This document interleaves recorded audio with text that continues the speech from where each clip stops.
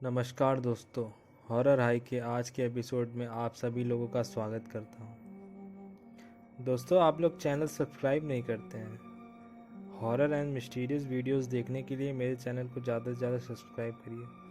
चलिए आज की कहानी की शुरुआत करते हैं। आज की कहानी है दिनेश की, जो कि एक ऑटो ड्राइवर था।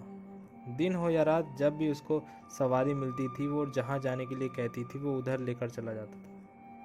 लेकिन एक दिन उसके साथ ऐसी घटना हुई, जब वो उसको याद भी करता है ना तो दहल जाता है, क्योंकि वह रात शायद वह अपनी ज़िंदगी में कभी भूल ना पाए। लेकिन मैं आज आपको उस दिन का सारा हाल बताऊंगा कि क्या हुआ था दिनेश के साथ। चलिए इस कहानी को दिनेश की ज़ुबानी ही सुनते हैं। मैं रोज़ अपने घर से 8:30 या 9 बजे करीबन ऑटो लेकर निकल जाता हूँ, क्योंकि मेरे घर में 2 छोटे बच्चे हैं जो स्कूल जाते हैं। उनको तैयार करने, नाश्ता करवाने और स्कूल भेजने में मुझे थोड़ा सा समय लग जाता है। मेरी पत्नी घर पर नहीं रहती है, वह कहीं और रहती है, और इस वजह से मैं रात को बच्चों की वजह से घर पर जल्दी आ जाता हूँ। रात 9 बजे तक अक्सर मैं घर आ जाता हूँ, पर उस दिन मुझे थोड़ा ज़्यादा रात हो गई। सवारी को लेकर थोड़ा दूर जाना था, इस वजह से आते आते मुझे लगभग 10:30 बज रहे होंगे। मैंने सोचा अब कहीं रुकना नहीं है, सीधा घर ही जाना है। तो मैं अच्छी तेज रफ्तार से ऑटो को चला रहा था, क्योंकि घर भी अभी बहुत दूर था। घर यहाँ से लगभग 30 किलोमीटर दूर था, इसलिए मैं बहुत तेजी से तो जा रहा था, पर रास्ते में एक बड़ा जंगल भी पड़ता था, जो खतरनाक इसलिए माना जाता था क्योंकि वहाँ हाथी सड़क पर आ जाते थे। कई बार ऐसा होता है, उत्तराखंड के पहाड़ों के जंगल में अक्सर ऐसा हो ही जाता है। मैं इस समय ऋषिकेश के डोईवाला के बीच में जो जंगल पड़ता है वहीं से होकर जा रहा था। अंधेरी रात थी और बहुत सुनसान सड़क थी। इस समय पर मुझे यही डर था कि कोई जंगली जानवर न निकल जाए। जंगल काफ़ी दूर तक फैला हुआ है। उस गहरे सन्नाटे में बस ऑटो की आवाज़ ही सुनाई दे रही थी। तभी ऑटो की लाइट पड़ी और अचानक मैंने देखा कि एक महिला बिल्कुल रोड पर खड़ी ऑटो को हाथ दे रही है। मैंने सोचा कि अंधेरी रात है और यह महिला यहाँ कैसे खड़ी है, लेकिन मेरा मन था कि चाहे कुछ भी हो जाए, मैं ऑटो नहीं रोकूंगा और किसी भी सवारी को नहीं बैठाऊंगा। मुझे बस जल्दी घर जाना है, क्योंकि घर में बच्चे अकेले थे।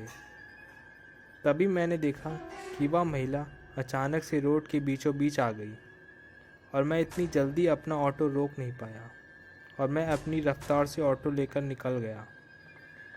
लेकिन मैं बहुत हैरान था, क्योंकि वह महिला बिल्कुल बीच में आ गई, फिर भी मेरी गाड़ी उससे न टकराई, और न मुझे ऐसा भी कुछ महसूस हुआ कि कुछ भी मेरी गाड़ी के आगे आया हो।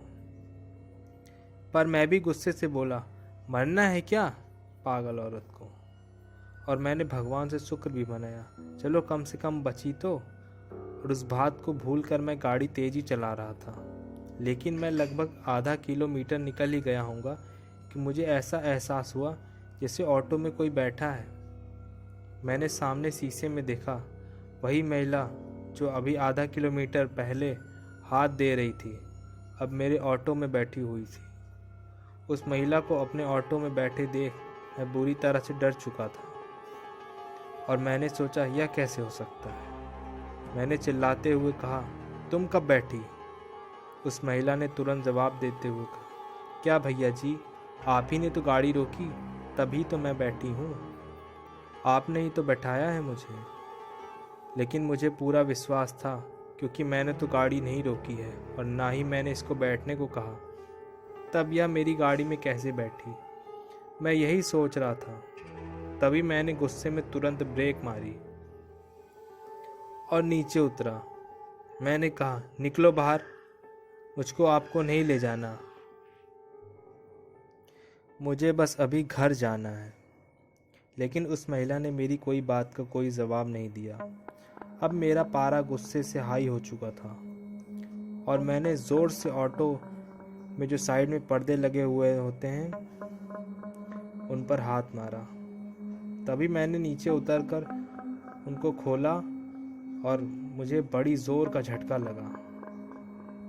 जो पर्दा मैंने लगाया था मैं उसको जैसे हटा कर देखा, मेरी आंखें फटी की फटी रह गईं, क्योंकि अब वह महिला ऑटो में नहीं थी। मैंने सोचा यह क्या हो रहा है मेरे साथ, ये मुझे कुछ समझ में नहीं आ रहा है। और अब डर के मारे मेरी हालत तो ख़राब हो ही चुकी थी और उस समय मैं बहुत घबरा गया था। मुझे लगा कहीं यह मेरा वहम तो नहीं है, पर ऐसा कैसे हो सकता है। मैंने आज शराब भी ज़्यादा नहीं पी रखी थी। वैसे मैं अक्सर ऑटो चलाने के बाद घर आते समय थोड़ी शराब पी लेता हूँ, पर आज मैंने ज़्यादा नहीं पी थी, क्योंकि मुझे वैसे ही आज बहुत देर हो गई थी। और अब इस घटना के बाद मेरा आज दिमाग बहुत ख़राब हो चुका था, पर फिर भी मैं किसी तरह गाड़ी में बैठा और गाड़ी को स्टार्ट करके तुरंत चलने में ही भलाई समझी। अब मैंने सोच लिया था चाहे कुछ भी हो जाए, अब मैं गाड़ी नहीं रोकूंगा। और अब मैं गाड़ी को बड़ी तेज़ स्पीड से भगा रहा था, पर शायद आज मेरी किस्मत ख़राब थी या फिर होनी को कुछ और ही मंजूर था, क्योंकि यह सब बातें भूल कर अब मैं तेज़ी से निकलना चाह रहा था।